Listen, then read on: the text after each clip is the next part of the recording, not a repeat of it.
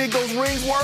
Oh, yeah. Oh, my goodness. Oh, They're yes, almost I as big did. as 5 cases of Diet Mountain Dew. They're this big. Well, Because that's what you lost to me last night. I'm going to get it back. Well, take it off that 50 you owe me. The nectar of the gods. The breakfast of champions. Your day Diet coming. You see how you Mountain laughing now? See you kicking over there? Your day coming. Dew. Here we go. Last year, same thing now. Those rings were special. I love the family involvement. But yes, I have to admit, the Clippers, they did spoil opening night with LeBron and the Lakers because they received their championship rings and they had that moment. But it was Paul George who led the game in scoring with 33 points, while LeBron and Anthony Davis combined for only 40. The Clippers led by as many as 22, while the Lakers never had the lead once. Shannon, what was the biggest reason the Lakers lost this game? Well, first, I would like to congratulate the Clippers on being 2-time opening night champs. That is a huge accomplishment. You should feel very proud of yourselves.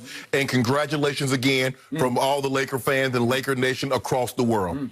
Well, Skip, the reason why they lost the ball is that the Lakers lost the game, The Lakers did not shoot the ball particularly well, and I'm being kind. They shot the ball awful. And even as bad as a start as they got off to, Skip, for the majority of the third quarter, they were 1-2 points down.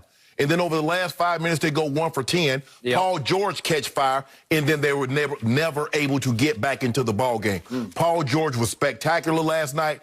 The Lakers, and you can tell the Lakers got a ways to go with conditioning in order to be the team that they want to be and where they were last year. LeBron James is not going to play heavy minutes. We saw that last night. The fewest minutes he's ever played in a season opener, 28 minutes. And you saw, Skip, when he went to the bench, it's like, I was thinking to myself, I don't think LeBron, he was walking like, I ain't coming back. That's that, I ain't coming back in here walk. But give the Clippers credit. Paul George got going, and then there was no answer for that. If one of our guys could have got going, maybe we could have offset, go back and forth. Kawhi shot the ball. Look, I'm thinking about building a house because I heard there was a brick shortage. I know who's been hoarding them. Kawhi. Oh, okay. Yeah, it's okay to have 26 points, but you can't take 26 shots to get those 26 points. Skip Bayless. But Paul George was the difference. The Lakers did not shoot the ball well. Marc Gasol's got to stay out of trouble. Anthony Davis got to shoot more. Kyle Kuzma's got to slow it down. And we're still integrating people, Skip. And they did it. Dennis Schroeder started at the point. LeBron started off the ball. So we're going to see how this plays out over the next month. But that's why they lost. But it's okay. And plus, our arms are hurting. Man, we got 5 pounds of gold on our arm. You saw that? Skip, that thing so big. But that's okay, your day. I know you over there keying inside. You love it. Oh, we ruined it. But your day coming, Skip Bayless. Remember I told you, save the date. Your day coming. My turn. The reason I am keying over here is that I laughed and laughed and laughed all through the last 5 minutes of the third quarter and much of the fourth quarter, because of the irony of what was happening. Your biggest target during last year's playoffs, the man at whom you leveled the most scathing criticism, you called him Playoff P. That was his nickname for himself, except you put 2 E's on the P.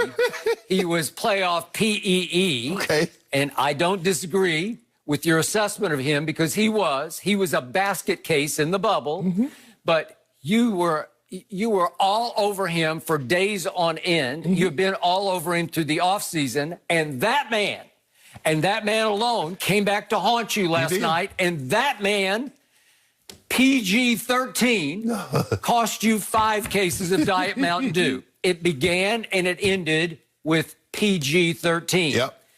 And I will be the first to admit that I was about to go playoff PEE with 1:31 left in the first quarter after a tour de force first quarter by my Clippers. They punished you.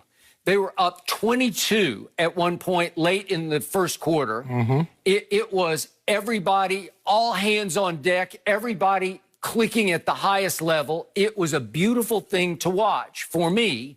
And it looked like and smelled like it was going to be a halftime blowout of Clippers over Lakers. And Paul George had had a short rest and hadn't done much yet in the game. And he came back into the game. And with 1:31 left in the first quarter, could we please see what PG-13 did? This was bubblicious. This was like last year's bubble. He threw it to the referee in the corner. And then he blamed Luke Kennard. You're supposed to be. Well, what are you doing? You're supposed to be in the corner, Luke. Be there. Well, what are you doing? And I thought, uh-oh, here we go again.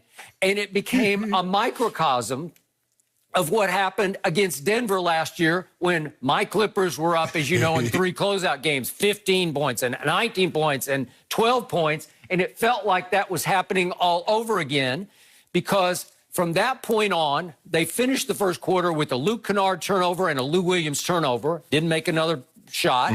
And then they missed 12 of their first 13 shots to start the second quarter. Is that good? No, that'll get you beaten. You know, again, it was a home game for the Lakers, although they share staples. And nobody was there, mostly except the basketball players. And yet, your team didn't play great in the second quarter, but sort of woke up and said, well, wait a second. If they don't want it, maybe we should take it, right? Yep. And here they came, and they cut the deficit from 22 all the way down to 2 going into halftime. And what was Shannon Sharp thinking up in his palatial estate up in Bel Air? We got this. And I seriously, at halftime, thought you got this. I thought you might win this by 15 because you had seized momentum and you had made the Clippers doubt themselves again. And obviously, they spent an entire shortened offseason doubting themselves over why did that happen and how do we fix it? Well, did they go out and get playoff Rondo to be their point guard? They did not. But I was very intrigued by what Kawhi Leonard said after the game last night.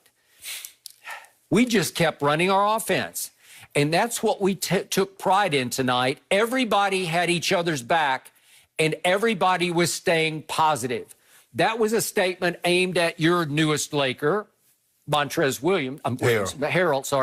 who obviously became the malcontent in the locker room, and you can say they demonized him for all their problems. They did. And shipped him on his way because they did not want to re-sign him, and it shocked him, but it surprised the Lakers. Lakers jumped on the situation. Oh, we'll take him. And to his credit, he gave you 17 and 10. He gave you a lot of energy, a lot of emotion last night, but it wasn't impactful. Your newest addition, also Schroeder, gave you like a near triple-double, but he shot 5 of 15 from the field, and it didn't feel that impactful to me. I didn't remember it as, oh, wow, he took the game over. But the point was, something happened in the halftime locker room with the new Clippers. Something was changed from last year because they did not fold. And all of a sudden, but they were folding. The only difference is that the difference between last year and the last 3 games and last night is that Paul George made shots. Okay, well, that's the only difference. He was the one who folded first last year. Yeah, but they don't have anything to do with... What was he saying? In the bubble, he was lost. He needed counseling in the bubble, right? Yeah. He was feeling anxiety and depression in the bubble, as many were. And yet, he was the one who fell apart the quickest and the most against Denver. And then last night, he scores 15 in the third quarter alone. And he adds 10 in the fourth quarter. 11 in fourth, because he got to 26 for the second half. Whew!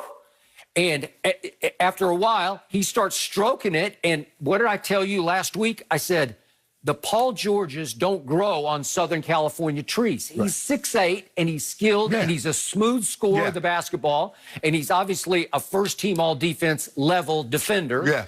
And that was the guy they got back last night, and that was the difference in the game. He caught fire, and that was you're right. You're absolutely right, Skip. Because you saw there for like 5 or 6 minutes, Skip, the game was right there. 1-2, 1-2, 1, 1-1-2. I was like, if the Lakers could just get the lead, but they couldn't buy a basket. Caruso couldn't throw it in the ocean last night. Wesley Matthews couldn't throw it in the ocean last night. Neither could Kawhi Leonard, as you point out. And Skip, LeBron. Maybe some of those bricks you've been looking for belong to your Lakers. Yeah, they had a few of them. Yeah, we had a few of them. And LeBron, the layups. LeBron missed like 3-4 point-blank layups.